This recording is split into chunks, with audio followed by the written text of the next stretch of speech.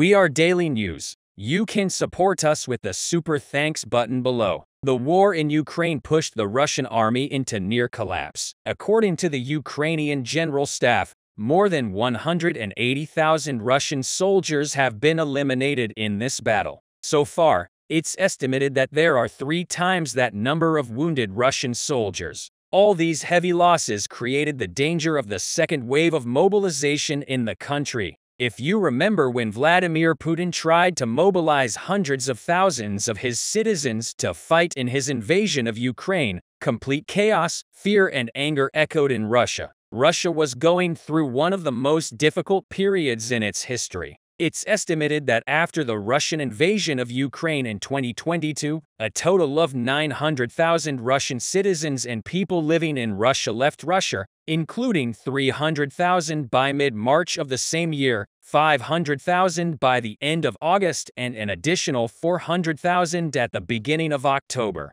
After late October, Russian departures slowed, but anti-war protests in Russia escalated. The anger of the Russians and the turmoil in the Russian cities increased even more as anti-war protests escalate. The Kremlin is once again making a decision that angers its citizens. But nowadays, due to the fear of the second mobilization decision, a much heavier process has started in Russia. While the Kremlin was dragging the Russian people into great anxiety with a new mobilization law, hundreds of thousands of Russian citizens began to flee the country and emigrate en masse in 2023, reaching approximately 1 million in 2022. It is foreseen that migration will increase to over 1.5 million by the middle of 2023. So what are the decisions and consequences that caused the Russians to leave their country and emigrate? Let's dive into the details of the socio-political situation in Russia, which angers Russian citizens and pushes them to take a stand against the Kremlin. The Kremlin administration immediately began to seek solutions to replace the lost soldiers.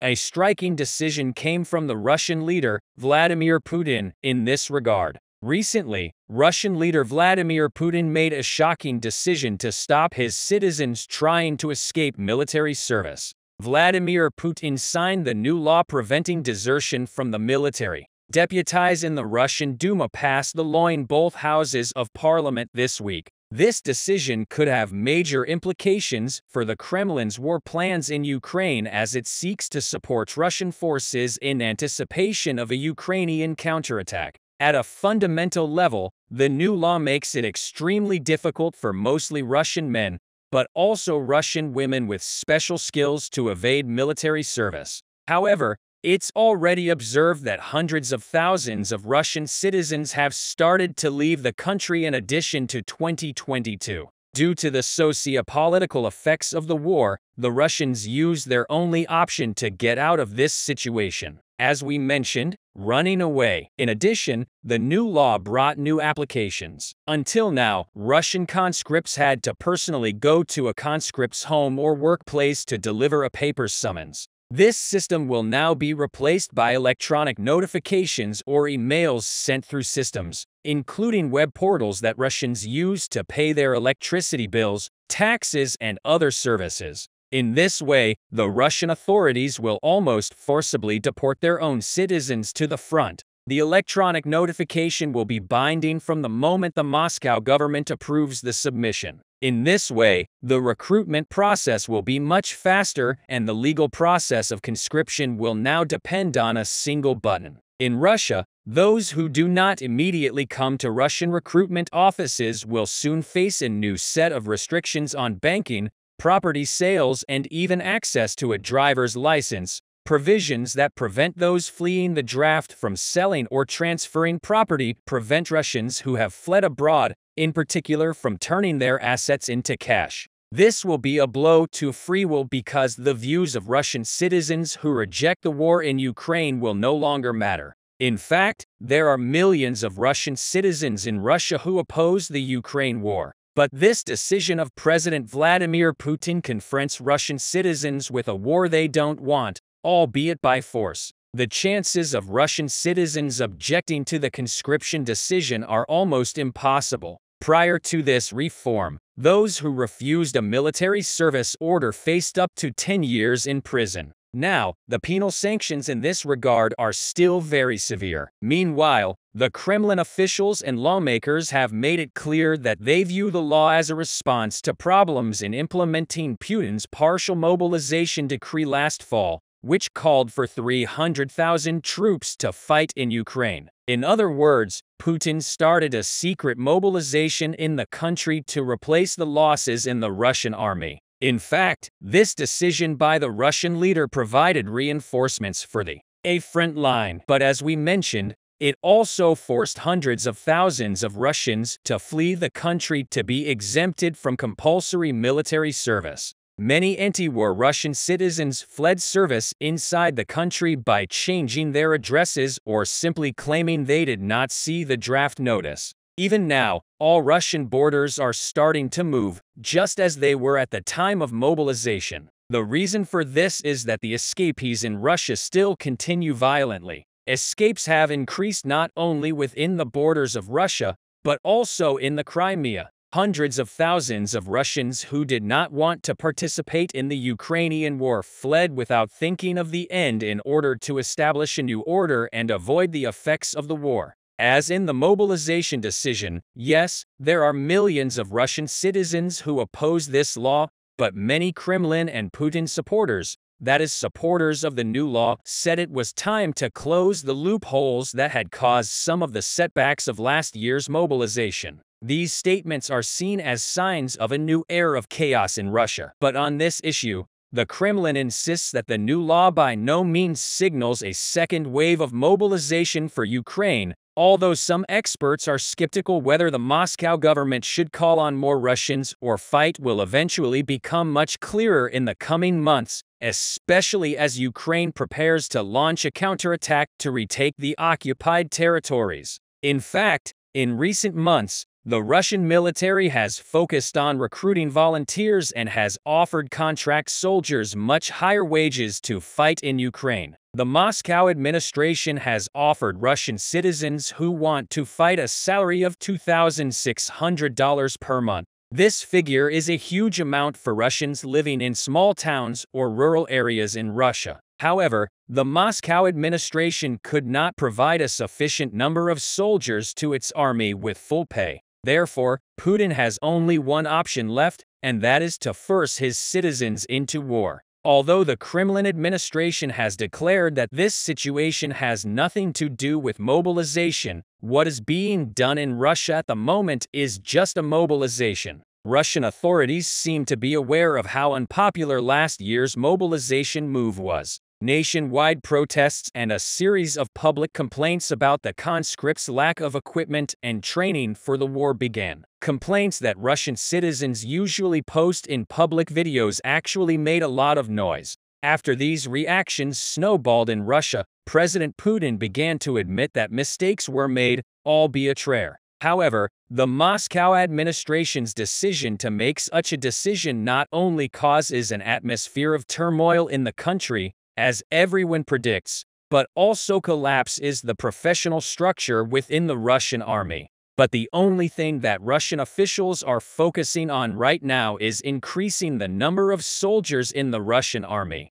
So it's not quality that matters for Russians right now, but quantity. But this situation may even cause the Russians to lose the war because Russian citizens who were forced into the war will not voluntarily serve on the territory of Ukraine. This situation, on the other hand, seems to only aggravate the losses of the Russian army. In the midst of all these setbacks, the Russian Ministry of Defense announced that it planned to increase the size of the army by 30% to 1.5 million soldiers. This figure means adding a few 100,000 more soldiers to the existing ranks, on top of the contracted volunteers. But many prominent war analysts think that Russian leader Vladimir Putin will not be able to achieve this. As a matter of fact, it is very difficult to force someone to do something. Most importantly, the Russian administration is actually signing its own death warrant by forcibly recruiting its citizens.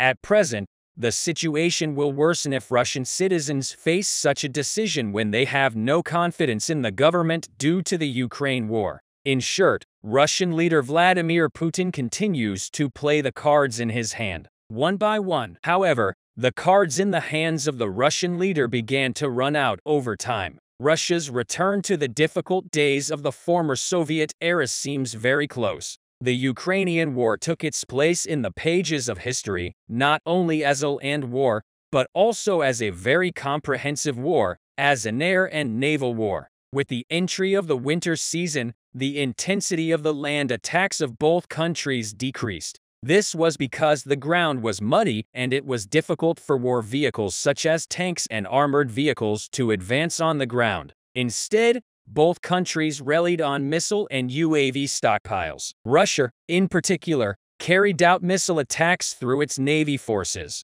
The Russian Black Sea Fleet and the Russian Navy forces in the Azov Sea launched missile attacks on Ukraine's infrastructure facilities and civilian settlements. But Russia's naval strength began to gradually decrease from February 2022 when the war began. It's a well-known fact that Russian President Vladimir Putin attaches great importance to naval power. He has told you that he has recently taken initiatives to increase his presence and power, especially in the Baltic and Arctic seas. This is because Putin had a Soviet education and Russia inherited Soviet naval power. However, the Russian Navy has difficulties in showing its effectiveness in the Black Sea. In recent days, the number of ships in the Russian Black Sea Fleet has decreased. Let's now look at the details of the withdrawal of the Russian Navy from the Crimea and the Sea of Azov. Ukraine has been hit hard, especially because of Russia's attack on the Black Sea Fleet.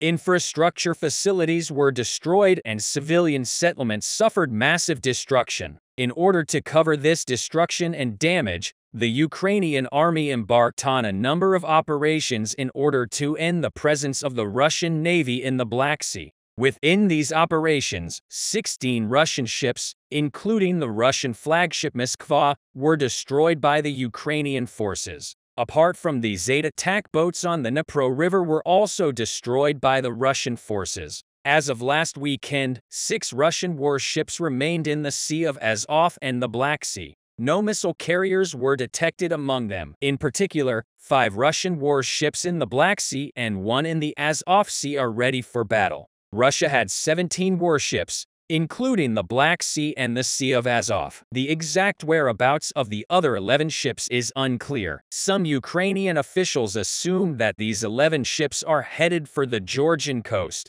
Another claim is that they were taken into care in Russian ports in the interior of the Azov Sea. The exact fate of these ships is unknown, but it is known that they did not land in the Mediterranean. Russia's naval group has reduced its presence in the Mediterranean to 7 warships, including a total of 20 Caliber-type cruise missiles and 3 missile carriers. Since contemporary great powers are capable of quickly turning crisis into conflict, U.S. foreign policy demands that U.S. military forces be prepared to take advantage in warfare. These forces are likely to increase interoperability with partner countries, as foreign partners in Europe or Asia will have geographic reach and have special military capabilities that complement that of the United States. Russia's war with Ukraine, which began in February 2022, presented a rare opportunity for the United States to assist Ukraine in its defense against attack in the maritime field. The U.S. Navy helped implement modern naval denial in the Black Sea, with the European U.S. Navy working with Ukrainian coastal defense forces. The U.S. has also leveraged maritime alliances to improve access. From a strategic perspective, it has helped seasoned planners understand what a war between Russia and US/NATO forces might look like, and has opened up new opportunities to build future advantages against Russia by reinforcing its wartime advantages, increasing interoperability with partners, and strengthening alliances. The U.S. Navy can increase its readiness for great power conflict. So what advantages gained here? As Western forces withdrew from the Black Sea after the Ukrainian war, the Russian Navy quickly established local naval control of the northern part of the seas around Crimea. In the first 48 hours of the conflict, the Russian fleet launched about 100 caliber long-range cruise missiles from both the Black and Caspian Seas to take down civilian and military targets in Ukraine. Moscow later expanded its kinetic employment to include coastal defense and air-launched cruise missiles. From Kiev's perspective, gaining an advantage over the Russian Navy was beyond the capabilities of the much smaller Ukrainian Navy. But things began to change gradually, with the Russian Black Sea Fleet conducting tactical combat operations against Ukraine in close proximity to its NATO partners. The United States had to develop its combat fighting capabilities to support competition. Beginning in March 2022, US policy changes allowed the U.S. Department of Defense to provide weapons systems and intelligence for operational employment. Specifically, the U.S. Navy sent Ukraine Harpoon coastal defense missiles, enabling Ukrainian Navy forces to develop maritime area awareness through information sharing mechanisms. In parallel, the UK provided Ukraine with a variety of weapons systems compatible with operational intelligence using new capabilities in the Sea of Azov. Ukrainian forces struck and damaged the Russian Alligator LST in March, sinking the Russian Slava-class cruiser Moskva in the northwest of the Black Sea, forcing the Russians to withdraw from their naval outpost on Snake Island near Odessa. As Ukraine's achievements increased, Russia's sea distances in the Black Sea increased over time. Ukraine's operational employment resulted in the interruption of maritime traffic along its coastline, and the Russian Navy complicated its planning efforts against future targets in the northwestern Black Sea. As a result of their increasing coldness, operational capability, development and integration into the naval environment helped the Ukrainian Navy's defense of Odessa by reducing the Russian offensive action. Ukraine's refusal of Russia's control of the Black Sea prompted the World Food Programme in July to resume grain exports, which supplied 40% of the wheat supply and helped avoid a world food crisis. Through naval weapons systems, information sharing, and logistical resupply efforts within maritime borders, the U.S. Navy has provided combat advantages to Ukraine, which has since defined modern sea denial. So besides these advantages, how did the Ukraine partnership get better? Throughout last year, the Russian army used concentrated force to attack Kiev's sovereign territory and threaten Ukraine's Westphalian lines. Faced with aggressive and sustained Russian combat operations, Ukraine sought interaction and operational alignment with the West. Given Ukraine's history with and proximity to Russia, the U.S.-Ukraine operational relationship was largely based on trust. Ukrainian coastal defense forces communicated frequently with U.S. naval forces early in the conflict, providing operational coordination in Odessa against Russia's control over Ukraine's naval approaches. Over time, direct information sharing procedures enabled tactical success and the ensuing combat advantages. The core component of trust has made interoperability between the U.S. and Ukraine a reality that produces tangible operational results. Evidence can be seen in the changes in the operations of the Black Sea Fleet of the Russian Navy around the Crimea.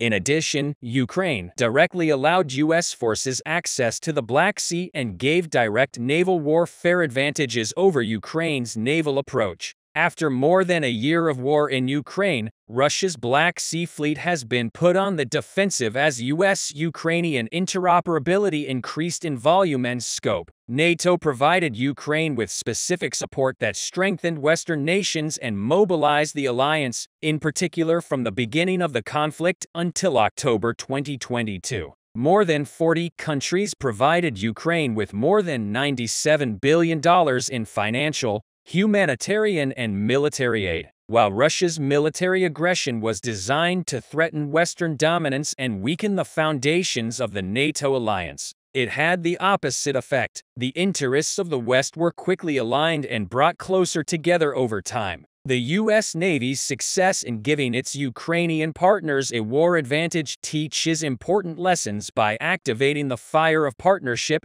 improving interoperability, and strengthening alliances. it is possible to create distinct advantages against the much larger and more capable Russian naval forces. Us support for the Ukrainian war effort was purely developmental. However, it has shown that with the right partners, communications infrastructure, and assets allocated before the crisis, U.S. support can be a decisive factor in conflicting great power competition. The biggest news is coming from the east here, after revealing that Ukrainians are supplying the Bakhmut group via tunnels. Wagner forces decided to stop trying to cut the highways and focus on the city. However, the moment the Russians were pushed from the roads, Ukrainians sent several groups of tanks to Bakhmut and used them to demolish the streets that the Russians managed to capture. Last time I told you that Ukrainians were pushed out from their positions along the river and the device shifted closer to the center of the city. I also told you that it had been widely speculated that the Ukrainians are not planning to fight here for a long time because they have prepared the main defense line along the railways. The freshest report suggests that these speculations were correct. Recent combat footage released by a Russian war correspondent reveals that Russian forces have already reached the Beersheva Street. Judging by the video, they have already assumed positions inside this block a bit to the south. Russians have passed the stadium middle work and reached Kowalska Street. Combat footage from this part of the town shows that Russians are trying to get closer to the railways when it comes to the stadium. Avant-garde, where 2 days ago we saw intense fights as well. Here the enemy did not manage to advance and is still located south of Kowalska Street. In the footage released several hours ago, a Russian soldier is describing a situation on the radio saying that the assault unit could not move because Ukrainians established fire control over the area with their tanks. And this is not surprising. Russian sources have been reporting for weeks about the relocation of Ukrainian tanks to Bakhmut, especially after Ukrainians conducted the first major counterattack near Ivanovsky and pushed Russians from the hill. This allowed Ukrainians to send small groups of tanks via the highway from Konstantinovka and quickly enter Bakhmut from the south without the threat of being shot with anti-tank guided missiles. Tanks are very feared in urban warfare. Russians may spend weeks to establish total control over a street, while a sudden tank assault allows them to demolish multiple houses and everyone who occupies them in under a minute. And with the abundance of garages, warehouses, and former supermarkets, it is very easy to hide the tank once it returns from a mission. Russians are also using tanks. Ukrainian 83rd Mechanized Brigade showed the aftermath of clashes between Ukrainian and Russian tanks. The Russian side also features destroyed Ukrainian tanks in the central part of the city. However, in armored warfare, just like in the infantry fights, the defending party has an advantage because it doesn't need to expose itself first. Russians cannot use this same tactic and just destroy all the houses because they need at least something to be left to be able to leverage in a future attack. Ukrainians in turn don't have to do that, and once they understand that their position is lost, they can roll out a tank and demolish Russian positions. The battle for Bakhmut took a substantial toll on Wagner forces, and we could observe a lot of indicators of that for weeks. First of all, Wagner forces were gradually but continuously reinforced with the regular Russian army, in particular airborne units, to prevent the collapse of the flanks. Secondly, the 6-month contracts with prisoners were about to end. And thirdly, Prigozhin launched an extensive recruitment campaign over the last week. So what do you guys think about this issue?